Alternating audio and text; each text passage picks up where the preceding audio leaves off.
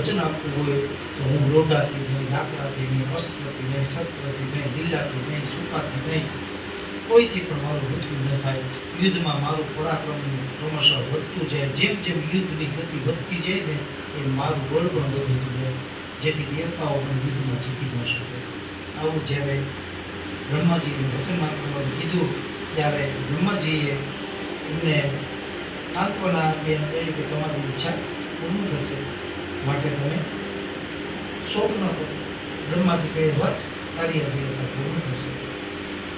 આમ હે મહાભાગ, તમારું કલ્યાણ થવું. પુત્ર વધથી ઉત્પન્ન થયેલા મારા પુત્રને પૂરું કરવાને કારણે ઇન્દ્રએ મારા પુત્રને નિરાપરાધ અપરાધ વિના મારા પુત્રને માર્યો છે. વ્યાસજી કહે છે પિતાજીની વાત સાંભળી પુત્રાસુર રથ પર બેસી વિશાળ સેના સાથે ઇન્દ્ર સાથે યુદ્ધ કરવા જાય છે. નીકળી પડ્યો. બંને પક્ષે વિજયની આશાથી એકબીજા પર આયુધો ફેંકાતા હતા. એવામાં એકદમ ક્રોધિત બની ઇન્દ્રને પકડી લીધો અને વસ્ત્ર આભૂષણ રહિત કરી અને એની પોતાના મોઢાની અંદર મૂકી દીધો.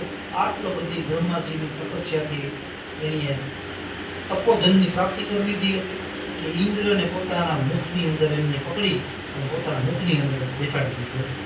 આમ ઇન્દ્રને પકડી અને વસ્ત્ર આભૂષણ સહિત એને મોઢામાં મૂકી દીધો અને પોતે દેવતાઓ સાથે યુદ્ધ કરવા લાગ્યો.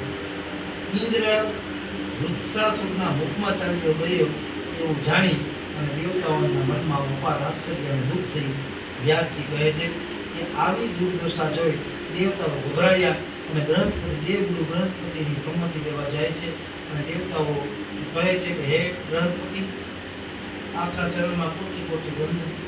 દેવાણાંચ ઋષીણાંચ ગુરુકાંચનતમ નિભમ બુદ્ધિભૂતમ ત્રિલોકેશમ નમામિ બૃહસ્પતિ.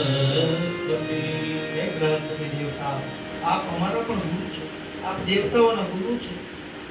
ઇન્દ્રની હાલત થઈ ગઈ છે. વૃત્રાસુર સાથેના યુદ્ધની અંદર વૃત્રાસુરે પોતાની મુઠ્ઠીની અંદર મુઠ્ઠી સમાન બનાવી અને પોતાના મુખની અંદર એને પધરાવી દીધો છે. હવે એને કેવી રીતના ત્યાંથી બચાવવું એ માટે થઈ અને અમે તમારા ચરણની અંદર અમે આવ્યા છે. માટે હે દેવગુરુ, આપ જ આમાંથી કોઈ માર્ગ આપો. આપ સાંભળી અને દેવગુરુ બૃહસ્પતિએ હાથમાં પાણીની અંજલી લઈ અને મંત્રોચ્ચાર કરતા એક ઝૃંભા ઉત્પન્ન થઈ અને આ ઝૃંભાનું નામ એટલે આપણી ભાષામાં ભોગાસુર કહેવાય.